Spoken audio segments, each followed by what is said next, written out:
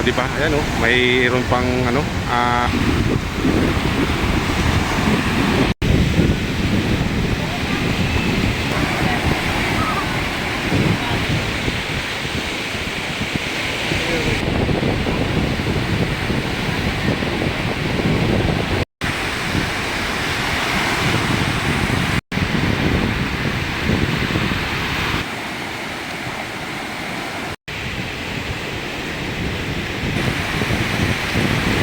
back to Boracay update tayo ngayong June 26, 2026, 9:30 in the morning dito sa isla ng Boracay ngayong habagat season. So far may mga guest na tayo rito guys, na ilan na nandito lang pinili sa beachfront ng Boracay makipag enjoy sa mga alon at sa mga ano dito guys, na nakikipaglaro lang sila sa alon. Kasi usually guys, yung mga ganitong time dapat nandun yung iba sa ano, sa activities doon sa may back beach. Doon kasi ngayon guys, yung lahat ng mga activities sa Boracay Back Beach kapag ganitong malakas yung beachfront ng Boracay. So dito sa beachfront, mga ilan lang yung makikita nyo. Kahit makikita nyo sa video, ilan lang. Pero kung dito ka naman guys sa Akpal, ay marami-rami rin yung mga naliligo. So dito tayo ngayon sa harap ng ano, Umbar. Check natin tong Boracay Sandcastle. Boss, morning. Morning. Shout out sa ating mga Boracay Sandcastle makers. Yan.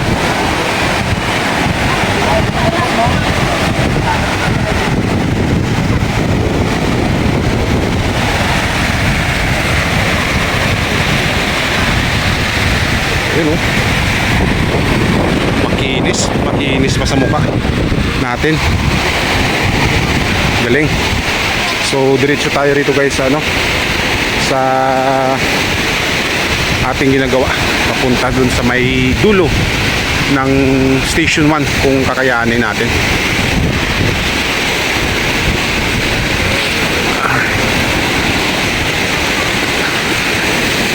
Sakto lang talaga sa ngayon guys yung weather, kasi hindi talaga malakas yung hangin ngayon. Tapos may mga alon, pero normally yung mga ganyan nag-i-enjoy yung mga tourist sa mga ganitong weather, especially yung may mga alon, and then may kasama kang mga bata. Yung mga bata talagang enjoy na enjoy sa mga ganito.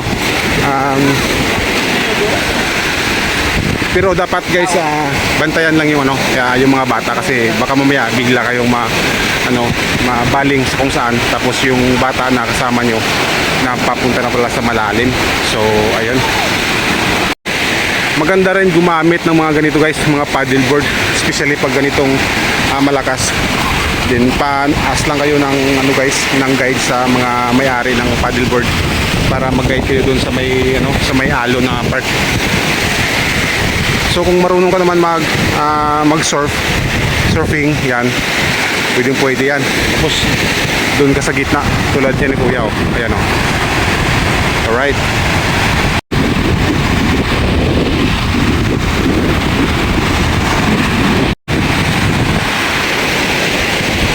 Alright.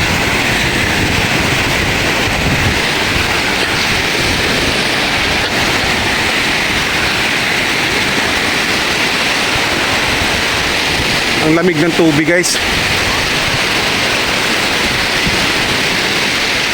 Sarap sana maligo, pero syempre kailangan natin munang kuha ng video para dito guys sa ating ginagawa.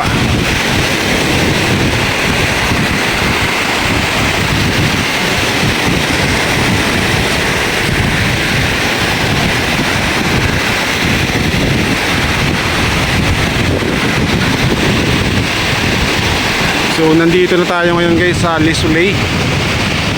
Ayan dito, Le Soleil, Boracay, sa may bandang Timol. Ito sa Station 2. So diretso tayo rito. So guys, nagti-training kung ano ba yung gawin sa sa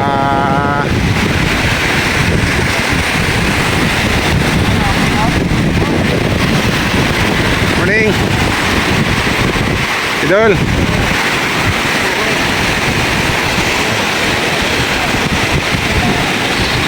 Picture si ma'am doon sa crystal kayak, pero doon lang sa may gilid. Pero pwede naman to guys, mag crystal kayak kahit ganito kalakas yung alon. Pwede kayo mag crystal kayak doon sa gitna. Medyo hindi naman ganoon kalalim doon. I mean hindi ganoon kalakas yung alon doon sa may gitna. May mga ibang crystal kayak operator na talagang sinusukol yung mga ganyan guys, kasi safe naman yan.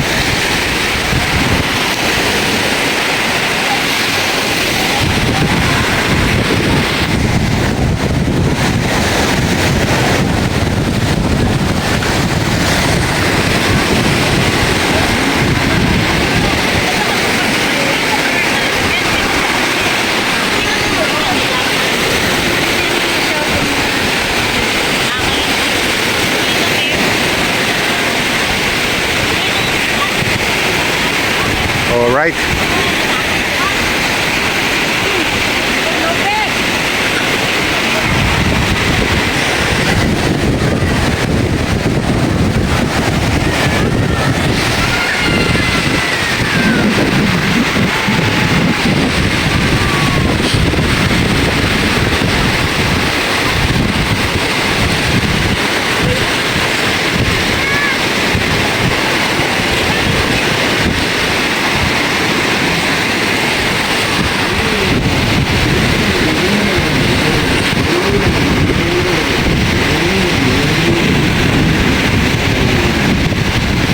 Nandito na tayo sa Uptown guys, sa gilid lang ng Mandarinist.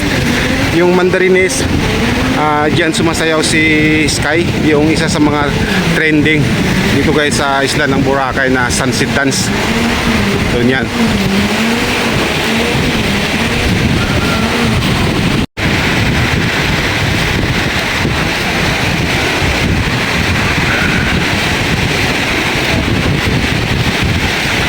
Alright, dito na tayo guys sa D-Mall.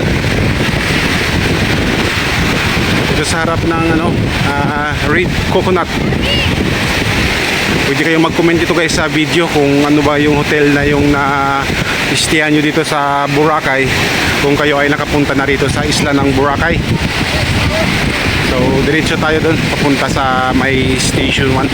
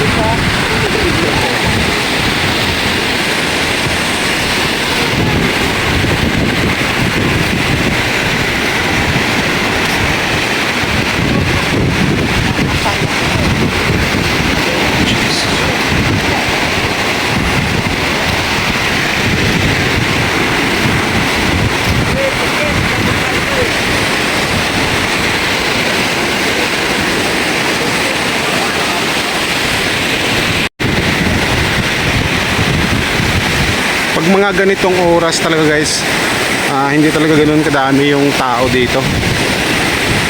Kasi nga dapat pag mga ganitong oras nandun sila lahat sa Back Beach halos, kasi doon yung pick up point ng mga nag-activities. So dito yung wala lang activities, yung gusto lang maligo sa dagat, dito sila sa sa Front Beach. Kaya hindi talaga ganoon kadami yung tao pag mga ganitong oras. Usually pag dating ng afternoon, yung mga start 5 in the afternoon, doon nagsisimula yan guys, na dito talaga sa beachfront lahat halos ng mga tourist ng Boracay nakatambay, nakapaligo, naglalaro dito sa beachfront usually. So ngayon dahil ano siya, ito yung oras ng mga activities, kaya doon lahat sa may back beach.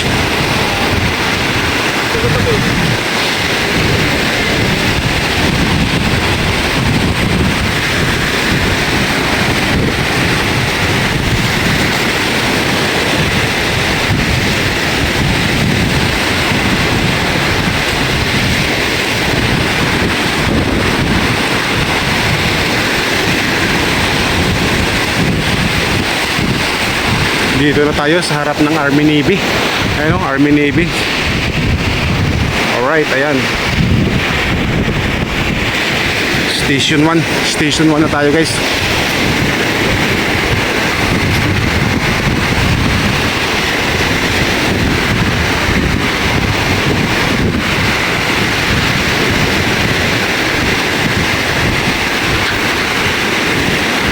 May mga paraw din dito na ilan lang na nag-ooperate dahil mayroong passenger na gustong sumakay sa paraw ng ganitong oras. Pero usually yan guys, ang pinakamaraming passenger ng paraw yung pa-sunset. Pero kasi sa ngayong mga araw dahil maulap, hindi naman nakikita yung sunset, kaya minsan yung iba makapagparaw lang, makapag-experience lang ng tinatawag na paraw. Umaga, pwede na rin. Ayan o.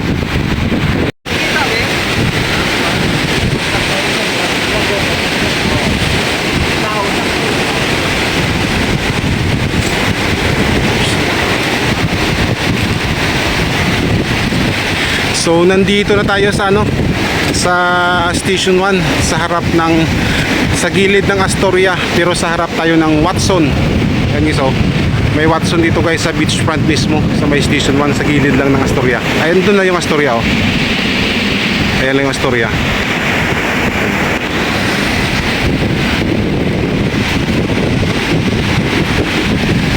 Malapit na tayo rito sa rest house ni Elizalde. Isa sa mga rest house dito guys sa island na talagang napakaayos at napakaganda, kasi all nature yung kanyang rest house. Hindi niya sinira yung mga puno saka yung mga kahoy na sa paligid niya, kaya masasabi kong maganda yung rest house na to.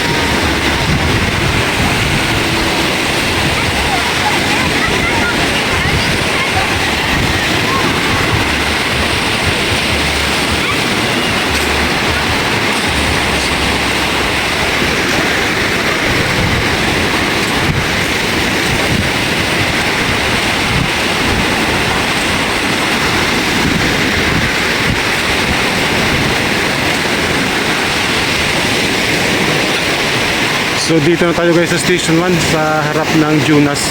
Ito lang yung Junas Sport Shake.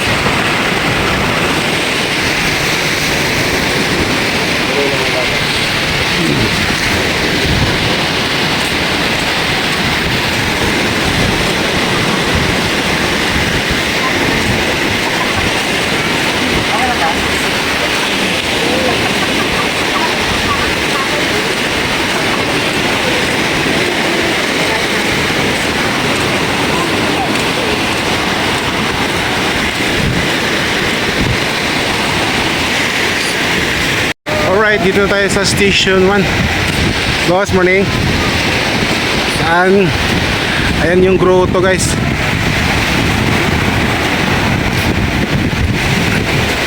Kahit dito sa grotto, ilan lang din guys yung mga tourist na naliligo dito sa beachfront.